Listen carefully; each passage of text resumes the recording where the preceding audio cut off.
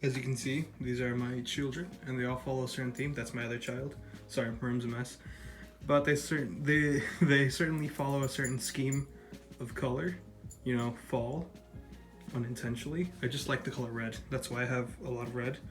But I'll go through each of them one by one. I'm gonna kick it off with my first guitar, a Rogue Rocketeer. I got this, I want to say April of 2016. Wait, might have been February, I don't know. But I got it sometime around then. And it worked great for a year. And then I didn't know about fixing guitars. So I just never took it to get fixed. The pickup, something went wrong with it. And it kind of just, fucked up. And I never played it again. It has no strings. It needs to be repaired. But, it's all good. This is my second oldest instrument. I did have a bass in between the first guitar and this one, but that's one of the ones that's not here. But this is my favorite guitar of all time.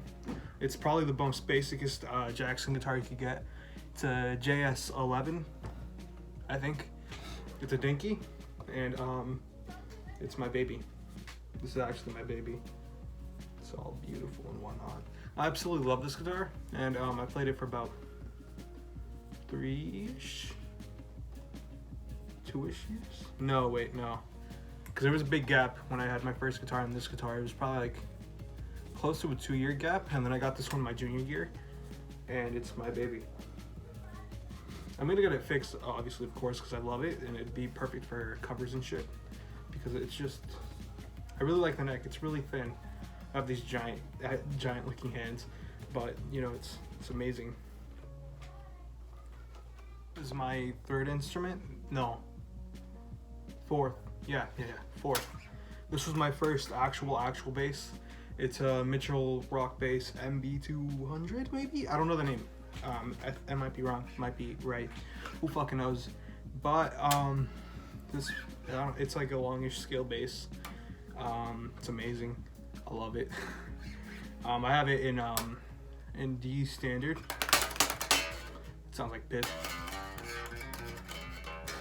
I recently put new strings on it, so it still has that jingly, like, untuning sound.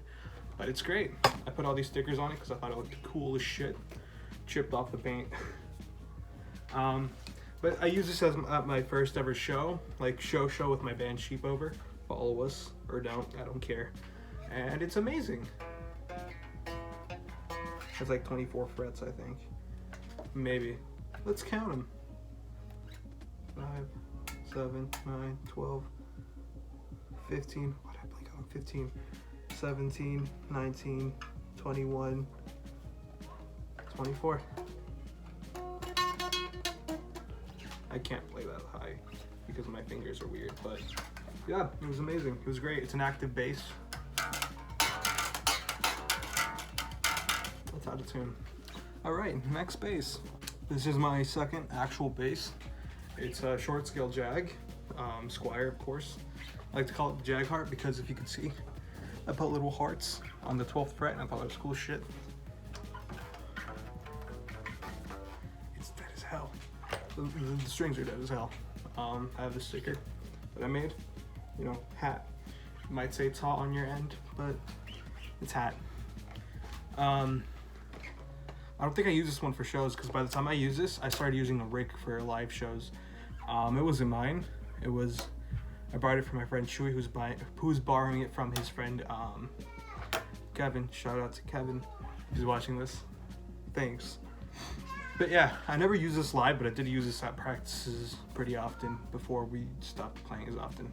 So yeah, it was cool. Sometime in May, I got this as a graduation gift from my sister, and I thought it was cool as shit.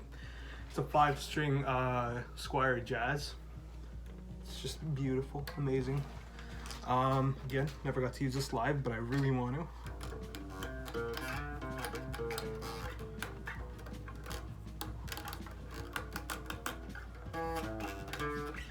It's my first ever 5-string. I fucking love it. It's a big old girthy piece of wood, probably like around 20 pounds, 15. It's fucking heavy as shit, but I love it. I fucking love it.